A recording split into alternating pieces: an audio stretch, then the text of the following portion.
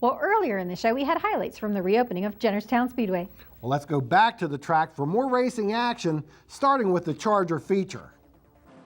Steve Long in the orange 27 started on the pole position of the 25-lap feature.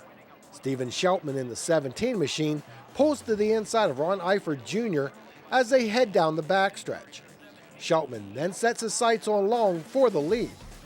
They are door-to-door as they go through turns 3 and 4.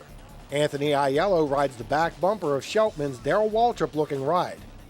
Aiello takes second from Long as they exit turn 2. He then pulls away from Long and closes on Sheltman down the backstretch. Aiello dives to the inside of Sheltman going into 3 and has the lead by the time they exit turn 4. Moments later, Aiello slows with a flat tire to bring out a caution. Once back up the speed, John Scott, number 71, pressured Long for second place. However, eventually Long would put a little distance on Scott and race Sheltman once again for the lead. As the laps wound down, Scott was able to overtake Sheltman for the runner-up spot. And Steve Long would lead the last 12 laps to claim the Charger victory. Steve, congratulations on the win. Now, first let's talk about the race. You and Sheltman and Scott had quite a battle there. Yeah, those guys are really good drivers and really clean drivers, and they're a lot of fun to race against. John Scott's my buddy, and he's a tough guy to race against. He's very, very methodical in the way he drives, and he doesn't mess up. He doesn't make mistakes. So it had to be mistake-free in order to even stay in front of him. But we managed to get it done. It was awesome. Now, you're a veteran of this track. The last time that you were here, you won the championship in the 4 cylinders. Did you think you'd ever see this place running again? No, we're all very happy. This track is more about family than anything. And when you're here with your friends and doing the thing that you love and sharing that with everybody, that's the greatest part of it. And it's just like it never closed. It never closed. It just feels so good to be here with all these people that I've missed for so long. Now, you said you were kind of living the dream here, sort of, that, you know, you're about 30 years old and still were sitting in the stands and dreaming of racing, and now you've gotten to do it again. Yeah,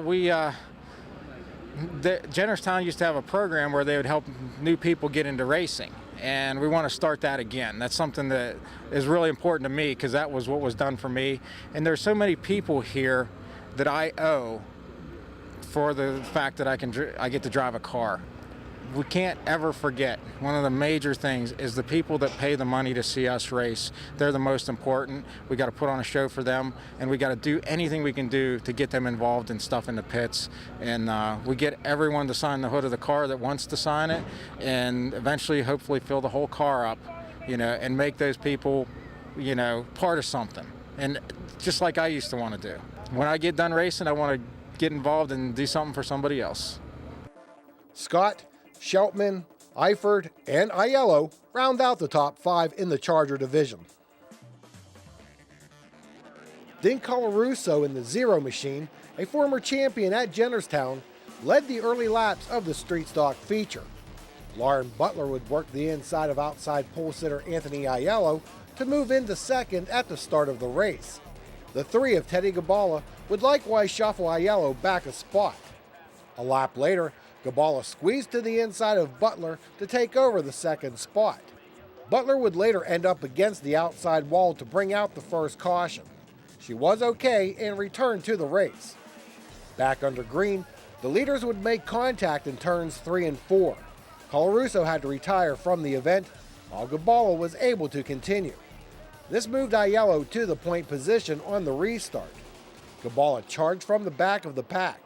Here he takes a position away from Steve Singo. Gabala made it up to second place, but ran out of laps to catch Anthony Aiello. Aiello has a number of Charger wins at Motordrome and is testing the street stock waters at Jennerstown. Well, before we conclude this show, we'd like to send out our thoughts and prayers to Dwayne Mosteller and Jamie Cullard, who were both seriously injured at Selinsgrove Speedway on Saturday night during their sprint car race.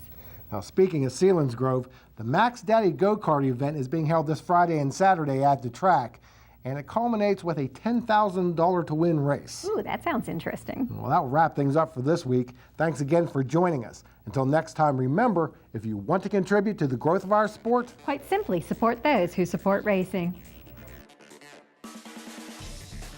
Pit Pass is brought to you by Milheim Small Engine, your local Husqvarna dealer, located just 1 mile west of Milheim. Pocono Raceway, the Tricky Triangle. Visit PoconoRaceway.com for tickets. Health South Nittany Valley Rehabilitation, the choice in stroke care.